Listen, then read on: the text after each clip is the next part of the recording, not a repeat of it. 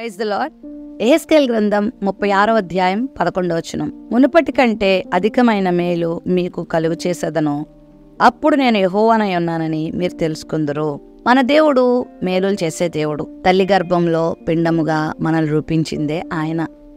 మన ఎడల చక్కని ప్రణాళికను కలిగి ఈ భూమి మీదకి మనల్ని తీసుకొచ్చి ఇంతవరకు మన జీవితంలో ఆయా రకాలుగా మేలులు అనుగ్రహిస్తూ నడిపిస్తున్నటువంటి వారు మన దేవుడు. అయితే గత కాలంలో మేలుల కంటే రాబోతున్నటువంటి కాలంలో మీకు మరెక్కువ నేను మేలు చేస్తాను అని దేవుడు వాగ్దానం చేస్తున్నాడు. చాలామందికి గత కాలంలో కీడులను అనుభవించి బాధలను అనుభవించి ఇంకా మా భవిష్యత్తు కూడా ఇంకా ఘోరంగా ఉంటుందేమో, మా భవిష్యత్తు అగమ్యగోచరంగా ఉంటుందేమో, అంధకారం అయిపోతామేమో, ఇంకా మాకు గురి దరి ఎవ్వరు ఉండరేమో, ఇంకా మా జీవితం ఏమీ లేదేమో అని నిరాశ నిస్పృహలకు వెళ్ళిపోయి చాలామంది తమ జీవితాలను కూడా ముగించుకుంటూ ఉన్నారు. మరి గతకాలపు అపజయాలను బట్టి, గతకాలపు అనుభవాలను బట్టి కృంగిపోయి వారి భవిష్యత్తునంతా అంధకారంగా కూడా చాలామంది మార్చుకుంటూ ఉంటారు. చేయగలిగి కూడా ఏమీ చేయలేని వారిగా మారిపోతూ ఉంటారు. విజయం పొందగలిగి కూడా పొందలేని వారిగా మారిపోతూ ఉంటారు. అయితే ఈరోజు ఈ వాగ్దానం దేవుడు నీకే ఇస్తున్నాడు. మునుపటి కంటే అధికమైన మేలుల్ని దేవుడిని కలగజేయబోతున్నాడు. నిరాశ చెందకు, బాధ చెందకు, కలిగినటువంటి అపజయాలను బట్టి కృంగిపోవద్దు. ఇక నా జీవితం ఇంతే అని అనుకోకు, ఇలాగే ఉండదు. మార్చే దేవుడు నీకున్నాడు. పరిస్థితులను చక్కబెట్టే దేవుడు నీకున్నాడు.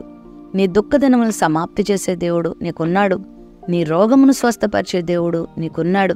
నీ వ్యాపారాన్ని చక్కదిద్దే దేవుడు నీకున్నాడు. నీ ఆర్థిక పరిస్థితుల్ని మెరుగుపరిచే దేవుడు నీకున్నాడు. నీ కుటుంబాన్ని మార్చే దేవుడు నీకున్నాడు. నీ భర్తలో, నీ పిల్లల్లో మార్పును తీసుకొచ్చే దేవుడు నీకున్నాడు. అసమాధానాన్ని సమాధానంగా మార్చే దేవుడు నీకున్నాడు. దుఃఖంను నాట్యంగా మార్చే దేవుడు నీకున్నాడు. మునుపటి దినాల్లోనే ఎన్నో మేలులు చేస్తున్న దేవుడు ఇక ముందుకు నీ జీవితంలో అనేకమైన మేలులు చేయబోతున్నాడు. గనక ధైర్యం తెచ్చుకొని ముందుకు సాగిపో. నువ్వు నమ్ముకున్న దేవుడు నీ చేయి విడిచిపెట్టేవాడు కాదు. నువ్వు నమ్ముకున్న దేవుడు నిన్ను దుఃఖంలో ఉంచేవాడు కాదు. నువ్వు నమ్ముకున్న దేవుడు నిన్ను నట్టేటం ఉంచేవాడు కాదు. నీకు సహాయం చేస్తాడు. జీవితంలో ఎదుర్కొన్న పరిస్థితులను బట్టి ఇక నా బ్రతికి ఇంతే ఉంటుంది, ఇలాగే ఉంటుందని భయపడొద్దు, బెదరొద్దు, అదరొద్దు. విశ్వాసంతో నీ ప్రయాణాన్ని కొనసాగించు. విశ్వాసంతో నీ కుటుంబ బాధ్యతలను తీసుకో.